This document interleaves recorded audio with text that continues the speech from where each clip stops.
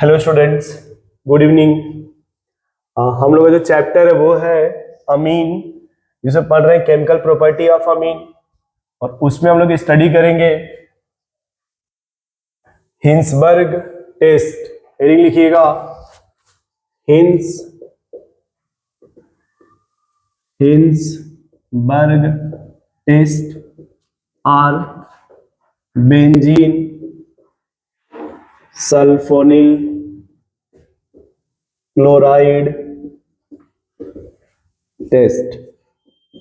ये इसका नाम होता है हिंसबर्ग टेस्ट या बेंजीन सल्फोनिल क्लोराइड टेस्ट, जिसको ब्रैकेट बोलते हैं BHC, बेंजीन सल्फोनिल क्लोराइड, है ना। अब देखिए इसमें क्या होता है। ये एक रिएक्शन था एसाइलेशन, उसमें ये बताया गया था कि RC double bond OCl plus HNH2, और ऐसे रिएक्शंस के बनता है ये RC double bond O amide, जिसे हम लोग एसाइलेशन बोलते हैं, एसाइलेशन रिएक्शंस। सेम इसी तरीके से देखिए यहां पे ये है बेंजीन, इधर ये सल्फोनिल क्लोराइड, ये है बेंजीन, ये है सल्फोनिल क्लोराइड, ये बेंजीन, ये है सल्फोनिल क्लोराइड। इसका जो रिएक्शंस करना वो पहले 1 डिग्री अमीन से, फिर 2 डिग्री अमीन से, और फिर 3 डिग्री अमीन से। सेम इसी तरह देखिए यहां पे H और ये Cl, तो पहले स्टेप में ये जुड़ जाएगा HCl, ये जुड़ जाएगा HCl, और तीसरे वाले में यहां पे Cl है बट नाइट्रोजन के पास कोई अल्फा H नहीं है या कोई हाइड्रोजन नहीं है, इसलिए पहले इसका जवाब आएगा नो रिएक्शन। इस रिएक्शन से अगर नाम दे दिया इसका A, B और C, तो इसका एक जवाब आएगा कि 3 degree amine do not show this test. जो 3 डिग्री अमीन होता है वो 3 degree amine do not show this test, ये टेस्ट 3 डिग्री अमीन शो नहीं करेगा। अब देखिए इसमें जो बनेगा आपका वो benzene S double bond O, S double bond O, NHR, NR।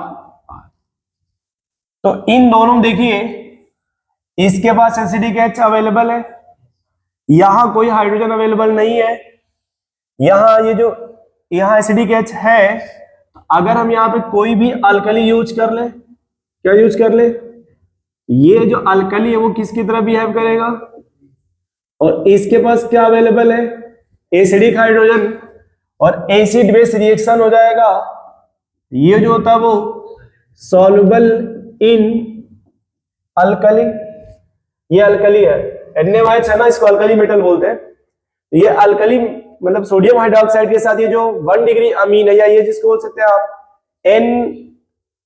N methyl benzene N alkyl benzene sulphonamide, NCERT में इसी N की जगह इथाइल दिया हुआ है, इसी N की जगह इथाइल दिया हुआ है।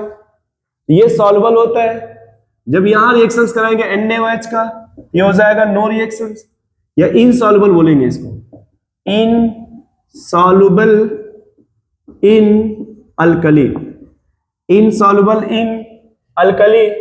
तो इसका एक जवाब ये आएगा, यदि 1 डिग्री अमीन है so this test and soluble in alkali, soluble in alkali, और 2 डिग्री अमीन के लिए आएगा 2 डिग्री अमीन